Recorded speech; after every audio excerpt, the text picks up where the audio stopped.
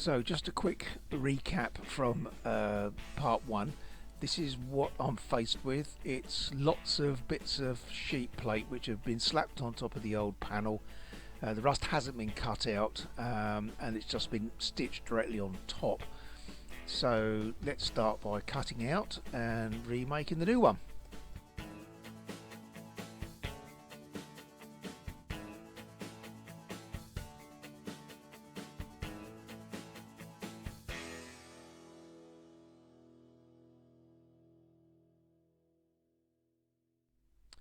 So for those who haven't watched part one, in part one I made this section for the inner wing, the top of the inner wing.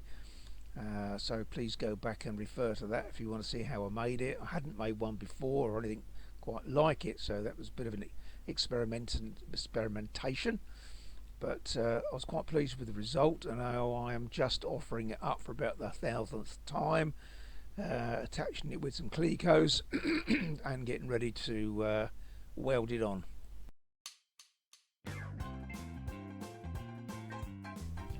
And don't forget that I had actually made the tools that actually made this section. So I did have a press, but I actually made the bending tools out of some scrap to do the bends, the folds and the bends.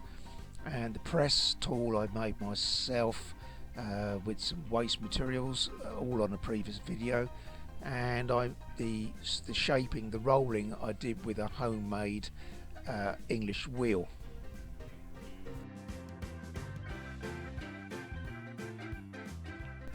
So there's just a quick shot of it now Clecoed in position. I have given it a quick coat of zinc spray. The thing is, I have to work on it for about half an hour, then I leave it maybe for a day or a couple of days.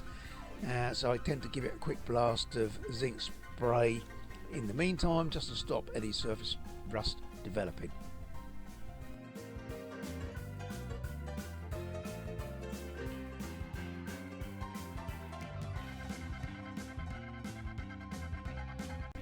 So as you can see, I've already welded it on. I used the MIG welder and I used the Fitz's Fabrication technique, which is certainly worth watching on YouTube. Very interesting guy, Fitzy, and this was using his cut and butt method, which I shall probably go into detail on another panel. However, here it is stitched in. I've just now got about 2 hours worth of grinding and panel beating, trying to make it look a little bit better than it was before I started.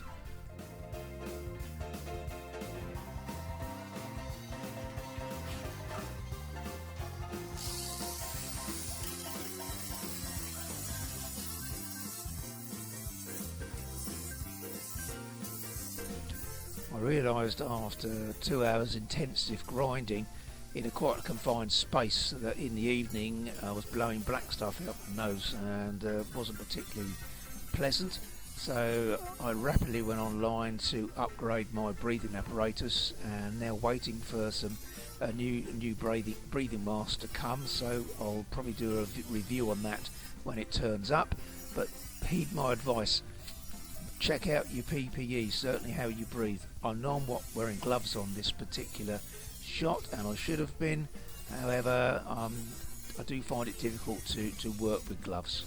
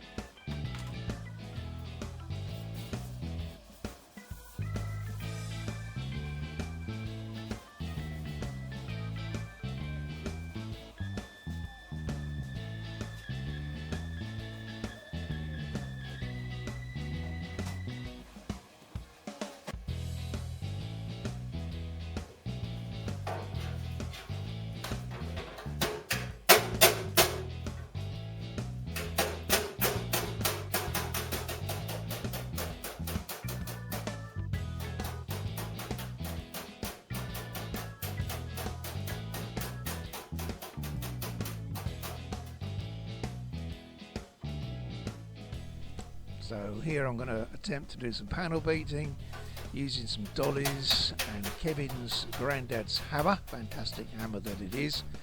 And if I look like a complete amateur when I'm doing that, that's because basically I am, and I've done virtually none of this before, so it's all about experimentation.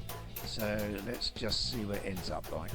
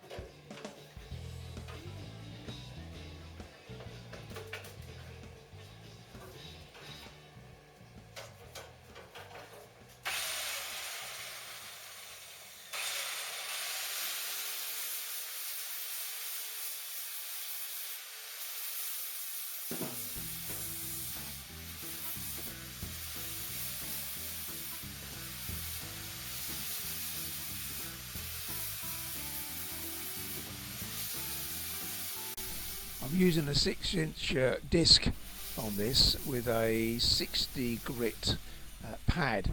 It's a bit too big really, but it's what I've got handy, and I didn't want to keep changing over the discs on the 4-inch grinder, so this had a disc in it already, and I thought, well, give it a go. It actually polishes it up quite nicely, and I'll be using it again.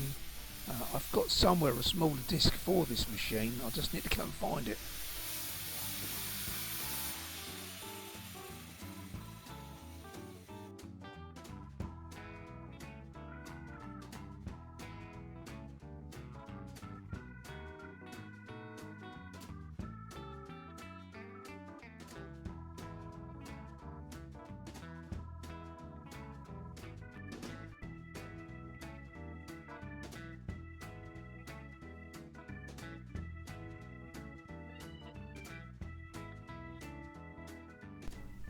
So after quite some time of grinding and sanding, not just on the inside bit that you can see here, but also ground down the outside part as well. But it's very hard to know where to stop.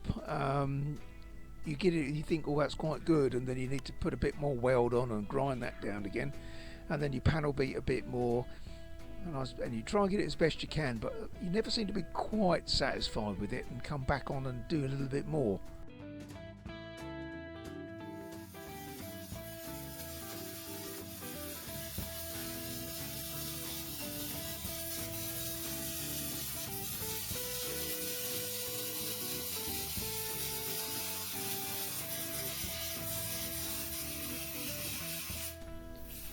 You probably see me using 2 different pencil power files in various videos. This is my latest acquisition from Screwfix, just a cheap pencil file. I have done a video review on it. I do like it, it's a good tool. So if you're interested in looking to buy a cheap one of these, by all means check out my video.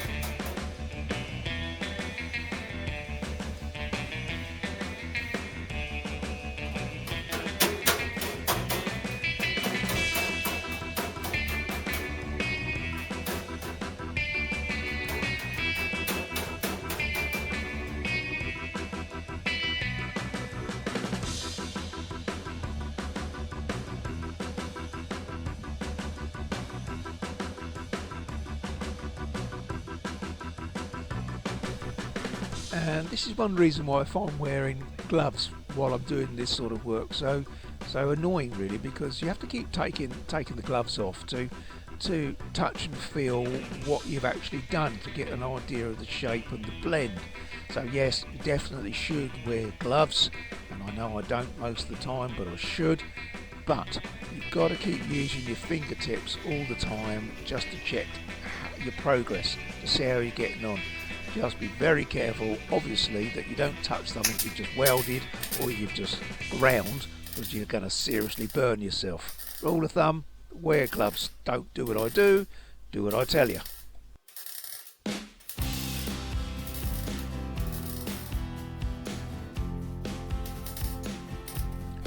So here is as far as I've got. I have ground down the shelf there at the back where the pedal box goes. I ground those welds down. At the same time, there's the inner wing welded. I've put on the captive nuts there. It's not bad, it's not perfect.